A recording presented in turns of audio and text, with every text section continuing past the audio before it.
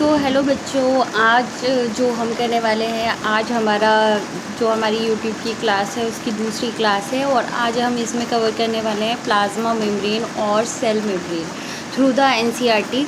हम इसमें क्या क्या कर सकते हैं, मैं इसको बेस्ट टू बेस्ट आप लोगों को एक्सप्लेन करने की कोशिश कर रही हूँ ताकि आप लोग इसको बहुत अच्छे से समझ जाओ कि ये होता क्या है। तो first of all plasma membrane होती क्या है, सबसे पहले हमें यही पता होना चाहिए। तो प्लाज्मा मेम्ब्रेन जो होती है सेल की आउटर कवरिंग होती है। अगर कोई सेल है तो उसकी आउटर कवरिंग जो होती है वो क्या होती है, वो प्लाज्मा मेम्ब्रेन ही होती है। अगर मैं आप लोगों को बताऊँ कि किस तरीके से होती है ये, तो देख लीजिए आप एक बार। जैसे मान लीजिए ये एक सेल है और इसके चारों तरफ जो कवरिंग होगी वो क्या होगी, वो होगी प्लाज्मा मेम्ब्रेन की, है ना। आई होप ये आप लोगों को समझ में आ रहा हो। एक बार और देख लो। अगर मान लीजिए ये एक सेल है, और सेल के चारों तरफ जो कवरिंग होगी, सेल के चारों तरफ जो क्या होगी, एक लेयर होगी जो उसको प्रोटेक्ट कर रही होगी, वो क्या होगी, प्लाज्मा मेम्ब्रेन होगी। तो हम कह सकते हैं it is simple as that कि it is the outer covering layer of the cell. तो ये क्या होती है, एक आउटर कवरिंग लेयर होती है। तो जैसे कि अभी हम एनसीईआरटी को लाइन टू लाइन पढ़ रहे हैं, लाइन टू लाइन इसको हम समझेंगे कि कौन सी चीज़ कैसे होती है, क्या होती है। तो फर्स्ट ऑफ ऑल आप देख सकते हो कि सेल, क्या बोला गया है कि सेल क्या होती है। सेल एक आउटर कवरिंग होती है, ठीक है। सेल क्या होती है बच्चों, सेल क्या होती है, एक आउटर मोस्ट लेयर होती है। एक मिनट,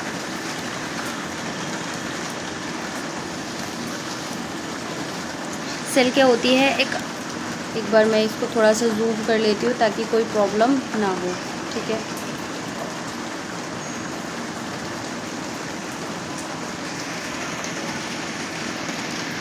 ठीक है, तो बेसिकली क्या होता है कि सेल कि अगर हम इसकी कवरिंग की बात करें तो सेल क्या होती है, एक outermost covering of the cell होती है that separate content of the cell from its external environment. तो बेसिकली जो सेल का अंदर का एनवायरनमेंट होता है, यानी कि जो एक्वस रीजन होता है, वो उसको कहाँ से एक सेपरेट करती है, बाहर के आउटर रीजन से क्या करती है, सेपरेट करती है। The content of the cell from its external environment, यानी कि जो सेल है, सेल का इनर इन्वायरमेंट ये है और सेल का एक्सटर्नल इन्वायरमेंट ये है। तो बेसिकली प्लाज्मा मेम्ब्रेन कहाँ है, बीच में है। तो बेसिकली ये क्या कर रही है, इसको क्या कर रही है बच्चों, इसको कर रही है प्रोटेक्ट, ठीक है। The plasma membrane allow and permit. तो क्या कर रही है ये, बेसिकली प्लाज्मा मेम्ब्रेन क्या करती है, अलाउ और परमिट करती है entry and exit of some material in and out of the cell. तो हमारे पास 3 वर्ड्स हैं, हम 3 वर्ड्स को बहुत अच्छे से याद रख सकते हैं। पहला क्या वर्ड है, अलाउ। पहला क्या वर्ड कह रहे हैं, अलाउ और परमिट, ये हमें याद रखना है। दूसरा हम क्या कह रहे हैं यहाँ पर, दूसरा हम बोल रहे हैं एंट्री एंड एग्जिट।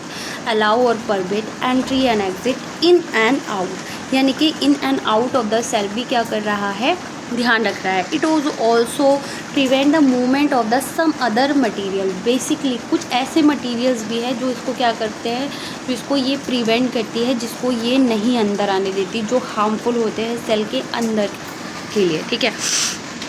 इसके बाद हम आगे बढ़ते हैं। And the membrane is called the cell membrane therefore is called a selectively permeable membrane. That's why इसको हम क्या कहते हैं, सिलेक्टिवली परमिएबल मेम्ब्रेन कहते हैं। जैसे कि आजकल के जो लोग हो रहे हैं वो बहुत ज़्यादा सिलेक्टिवली सोशल हो रहे हैं, यानी कि वो बहुत चूज़ ही होते हैं कि कौन सी चीज़ हमें, किससे हमें बात करनी है, किससे नहीं बात करनी है, कौन सी चीज़ खानी है, कौन सी चीज़ नहीं खानी है।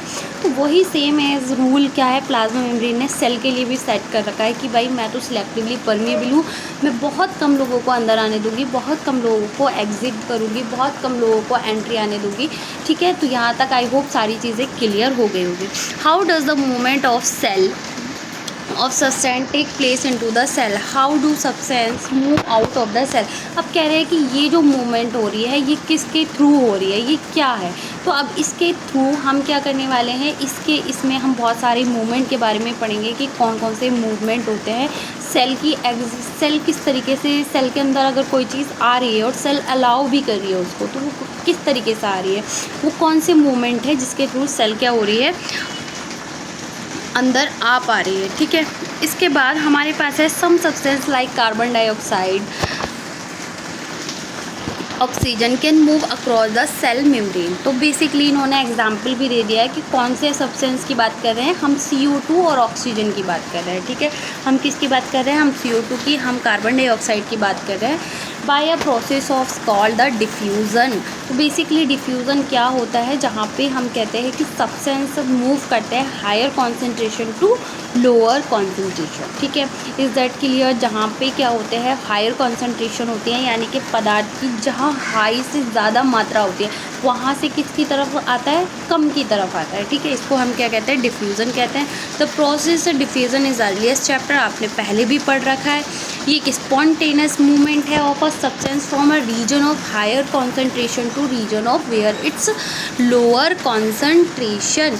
जैसे कि मैंने आप लोगों को यहाँ पे बता दिया, region where it's concentration is low, यानी कि ये अगर रीजन है, अगर ये एक सेल है, यहाँ पे लो कंटेंट है, लो कंसंट्रेशन है, और बाहर क्या है बेटा? हाई कंसंट्रेशन है, तो हाई से कहाँ की तरफ जाएगा? लो की तरफ जाएगा। यही है डिफ्यूज़न। इतना सिंपल डिफ्यूज़न है कि जहाँ ज़्यादा है वहाँ से कम की तरफ वो क्या करेंगे? मूव करेंगे। यही क्या है? डिफ्यूज़न है, ठीक है। Something similar to this happen in cell when example some substance like CO2 which is cellular waste and required to be excreted out of the cell. जैसे कि अब ये कौन सा डिफ्यूज़न किस चीज़ में रोल प्ले करता है? सेल के अंदर बहुत सारी CO2 क्या हो जाती है? एक्यूमुलेट हो जाती है, तो उसको क्या करना है? बाहर फेंकना है, बाहर जाने दे रहा है, ठीक है। तो ये जो accumulate in high concentration in inside the cell in external environment the concentration of CO2 is low as compare to the inside of the cell. तो बेसिकली जो CO2 की जो कंसंट्रेशन होती है सेल के अंदर, inside the cell is a low, but फिर भी क्या होता है? इसको हमें क्या करना है? एज सून बेसिकली क्या करना है? In the cell external environment the concentration of CO2 is low. जो बाहर कंसंट्रेशन होती है वो लो होती है और सेल के अंदर क्या होती है? ज़्यादा होती है। जैसे कि मैं अभी अगर आपको बताऊँ, मान लो ये एक सेल है और सेल के अंदर CO2 की कॉन्सेंट्रेशन ज़्यादा है और बाहर क्या है? लो है, तो हाई से लो की तरफ जाएगा।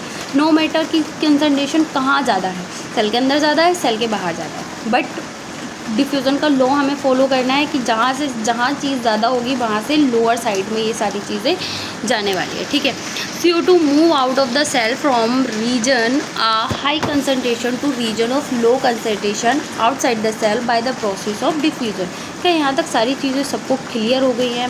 मुझे ऐसा लगता है कि बार बार हम डिफ्यूज़न को ही पढ़े जा रहे हैं कि डिफ्यूज़न क्या होता है, डिफ्यूज़न क्या होता है, डिफ्यूज़न क्या होता है। हाई कंसंट्रेशन से लो कंसंट्रेशन, हाई कंसंट्रेशन से लो कंसंट्रेशन, मतलब जहाँ चीज़ें ज़्यादा है वहाँ से लो कंसंट्रेशन की तरफ चीज़ें क्या करती है? मूव करती है, ठीक है। सिमिलरली O2 भी ऐसी करती है। Cell by the process of diffusion O2 भी किसके थ्रू एंट्री मारती है? O2 भी डिफ्यूज़न के थ्रू कि ही क्या करती है? सेल के अंदर प्रोसेस करती है। व्हेन द लेवल और concentration of O2 inside the cell is decreases, cell के अंदर जो रोल होता है वो कितना होता है? सेल के अंदर CO2 का रोल क्या होता है? कम होता है, यानी कि कम होती है। सेल को बहुत ज़्यादा ज़रूरत होती है ऑक्सीजन की, तो ऑक्सीजन क्या होती है? बाहर ज़्यादा होती है, तो बाहर से अंदर आती है, ठीक है। Diffusion play an important role in a gaseous exchange between the cell as well as cell and external environment. तो बेसिकली जो डिफ्यूज़न है वो एक मोस्ट इम्पॉर्टेंट पार्ट है और इसको हमें क्या करना है? बहुत अच्छे से याद रखना है और हमें इसको भूलना नहीं है। और कमेंट सेक्शन में आप लोग मुझे एक बार ज़रूर डिफ्यूज़न की जो की है वो आप लोग मुझे बताएंगे कि डिफ्यूज़न में आपने क्या सीखा और मैंने इसके एग्जाम्पल में आप लोगों को क्या बताया, ठीक है। तो एग्जाम्पल में हमने क्या पढ़ा था? CO2 और O2 के बारे में पढ़ा था। और जो डिफ्यूज़न होती है वो क्या होती है? जो मूवमेंट होती है, substance are move like higher concentration to lower concentration. आप सभी लोगों को ये मुझे अच्छे से बताना है, ठीक है। अब ये बोल रहे हैं कि water also obey the law of diffusion. Water जो होता है, पानी भी इस लॉ को फॉलो करता है। The movement of water molecule through such a selectively permeable membrane is called the osmosis. But ये क्या करता है? सेलेक्टिवली परमिएबल मेम्ब्रेन के थ्रू ऑस्मोसिस करता है, ठीक है। यहाँ तक सारी चीज़ें क्लियर हो गई हैं, आई होप। दिस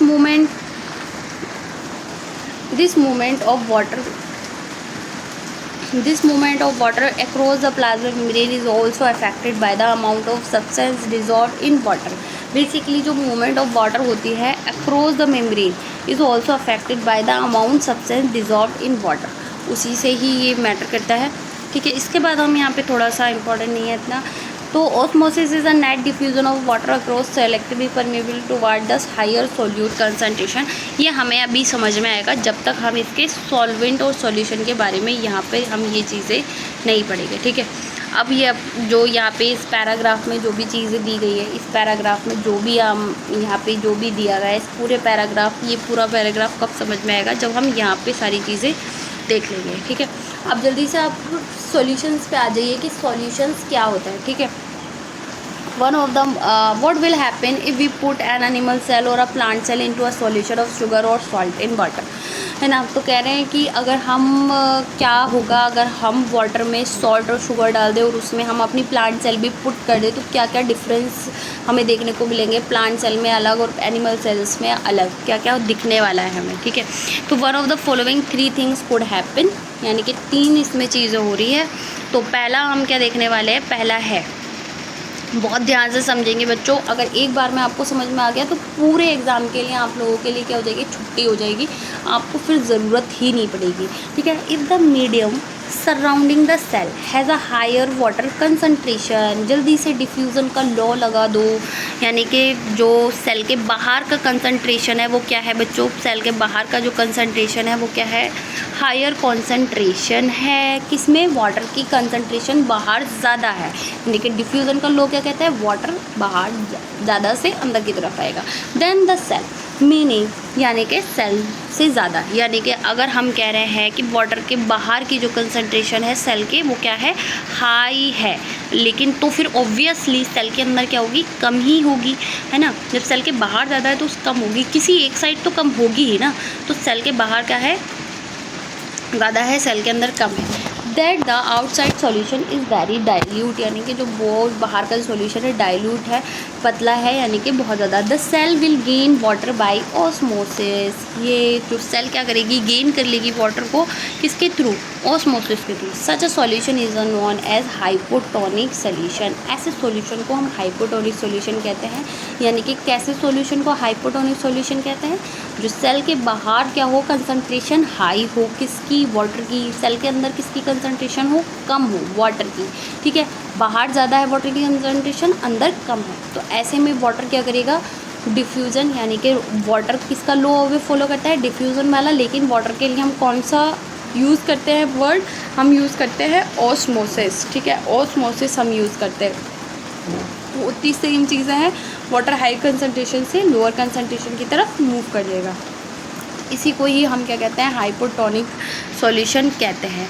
ऐसे में सेल का क्या होगा, है ना, सेल किस तरीके से बिहेव करेगी, तो ऐसे में जब वाटर के अंदर सेल आ जाएगी तो सेल क्या हो जाएगी, स्वेल हो जाएगी। अब मैं ऐसे आपको दिखाती हूँ, एक बलून होता है, ठीक है, बलून के अंदर मैं मान लो पानी भर दूँ, बहुत सारा पानी भर दूँ, ठीक है, तो बलून के अंदर बलून कैसा हो जाएगा, स्वेल हो जाएगा।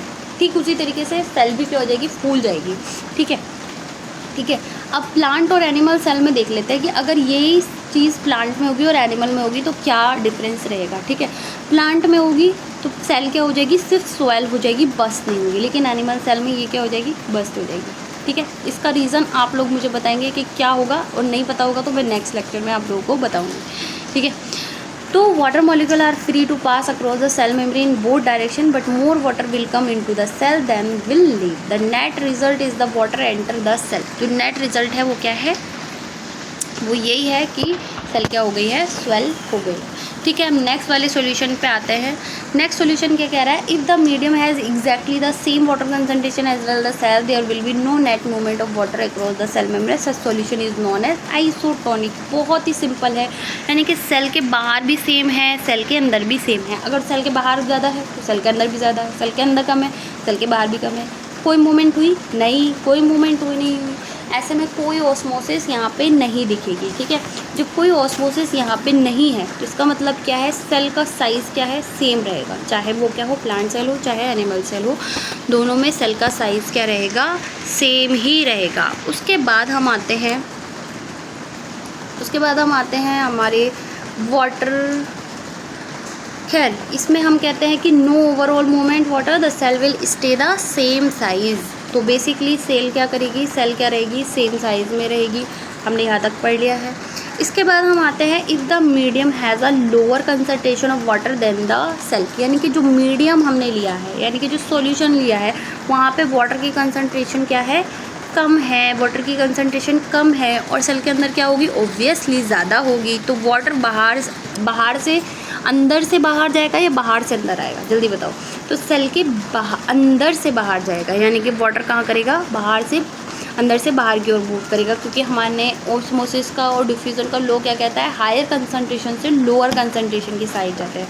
अब ये मीडियम कैसा हो सकता है ये मैं अभी आपको बाद में समझाऊंगी, लेकिन अभी इतना समझो कि यहाँ तक सारी चीज़ें क्लियर हो गई है कि बेसिकली अभी जो हमने मीडियम बनाया है तो उसमें वाटर की कंसंट्रेशन क्या है बच्चों, कम है। वाटर की कंसंट्रेशन क्या है, कम है, और अंदर वाटर की कंसंट्रेशन क्या है, ज़्यादा है, जिसकी वजह से वाटर क्या करेगा, अंदर से बाहर की ओर मूव करेगा, और ऐसे में जो सेल हो जाएगी वो क्या हो जाएगी, श्रिंक हो जाएगी। क्या हो जाएगी, श्रिंक हो जाएगी। उसको हम क्या कहते हैं, उस प्रोसेस को हम प्लाज्मोलाइसिस भी कहते हैं। ठीक है, ठीक है। तो सेल क्या हो जाएगी यहाँ पे बेटा, श्रिंक हो जाएगी। आप लोग यहाँ पे देख भी सकते हो कि सेल क्या हो जाएगी, श्रिंक हो जाएगी। दस osmosis is special case of diffusion and selectively permeable membrane, let's try the activity. इसके बाद एक्टिविटी है। क्या यहाँ तक सारी चीज़ें क्लियर हो गई हैं? आई होप यहाँ तक सारा कुछ क्लियर हो गया होगा। ठीक है, अभी एक बार हम और अच्छे समझ लेते हैं कि मीडियम क्या, किसके बारे में बात कर रहे हैं। एक ये थोड़ा सा NCERT टच था जो आपको बहुत अच्छे से समझ में आ गया होगा, लेकिन अभी जो मैं आप लोगों को बताने वाली हूँ कि हम किस तरीके से इसको देख रहे थे। हम मीडियम किसकी बात कर रहे हैं, मीडियम क्या है ना, मीडियम क्या, तो मीडियम बेसिकली हम किसकी बात कर रहे हैं। जैसे मान लो अगर मैंने ये मेरे पास गिलास है, ठीक है, इसमें मैंने वाटर ले लिया, ठीक है, यहाँ पे मेरे पास क्या है, वाटर है। एक मिनट, है ना, मान लो ये मेरे पास एक गिलास है ना, यहाँ पे वाटर है, वाटर को मैं W से रिप्रेजेंट कर रही हूँ, और यहाँ पे सॉल्ट है। ठीक है, अगर सेल में हाइपोटोनिक सॉल्यूशन है, हाइपो ध्यान रखना है, हाइपोटोनिक, तो इसका मतलब क्या है, हाइपो है। हाइपो का मतलब क्या होता है बच्चों, ज़्यादा नहीं, कम, सॉरी,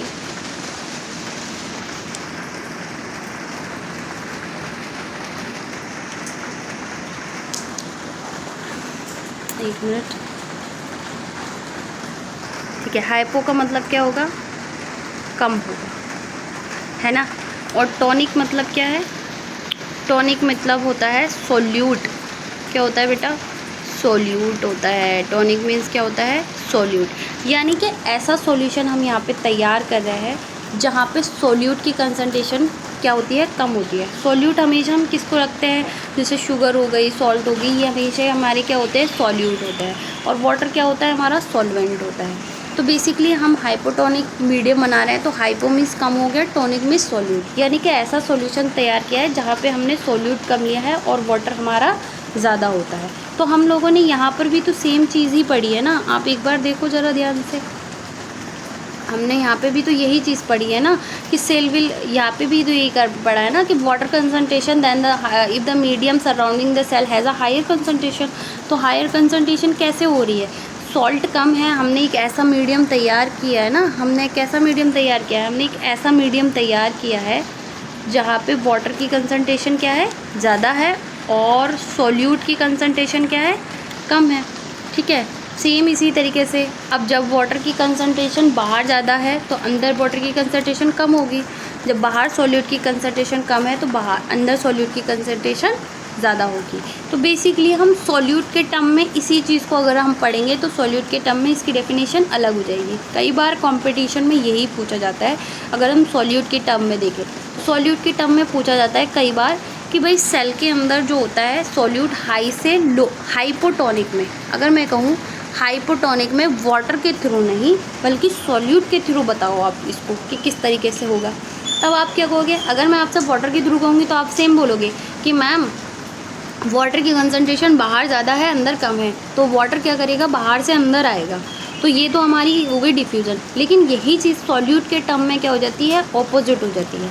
तो सॉल्यूट क्या करते हैं, अगर ऐसे में सॉल्यूट क्या होता है, बाहर कम होता है और अंदर सॉल्यूट क्या होते हैं, ज़्यादा होते हैं। तो सॉल्यूट के टर्म में डेफिनेशन ये बन जाती है कि water will move higher concentration to lower concentration या फिर लोअर सॉल्यूट, या फिर higher water concentration move into the cell where solute concentration is high और वाटर कंसनट्रेशन इज़ लो। तो सॉल्यूट के टर्म में इस तरीके से हम इसको पढ़ते हैं। अगर आपको ये समझ में आया है तो ठीक है, अगर कोई बात नहीं, अगर नहीं आया है तो एक बार आप कमेंट्स में लिख देना कि मैम ये वाली चीज़ हमें अच्छे से समझ में नहीं आई, ये आपने सॉल्यूट के टर्म में जो बनाया है ना। बाकी ये बहुत ही ईजी सी चीज़ थी, इसमें कोई रॉकेट साइंस तो थी नहीं। अगर मैं आप लोगों को दोबारा बताऊँ तो दोबारा भी एक बार देख लो।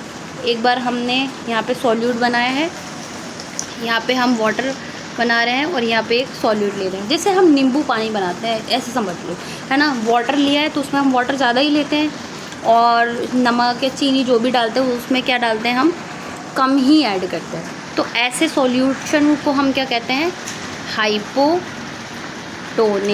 ठीक है, हाइपोटोनिक यानी कि सॉल्यूट कम लिया है। ठीक है, लेकिन अगर हम यहीं पे कोई ऐसा सॉल्यूशन बना रहे हैं, जैसे मान लो यहाँ पे वाटर है और वाटर में मैंने क्या किया है, वाटर तो कम ले लिया है और सॉल्यूट मैंने यहाँ पे क्या लिया है, ज़्यादा लिया है। तो ऐसा सॉल्यूशन क्या कहलाएगा, हाइपरटोनिक। तो आई गेस ये सारी चीज़ें क्लियर हो गई। और वाटर जब कम होता है तो क्या होता है, सेल के अंदर से बाहर की ओर जाती है चीज़ें। ठीक है, अगर ये आप लोगों को क्लियर हो गया है तो ठीक है, अदरवाइज़ हम इसको नेक्स्ट लेक्चर में क्लियर कर लेंगे।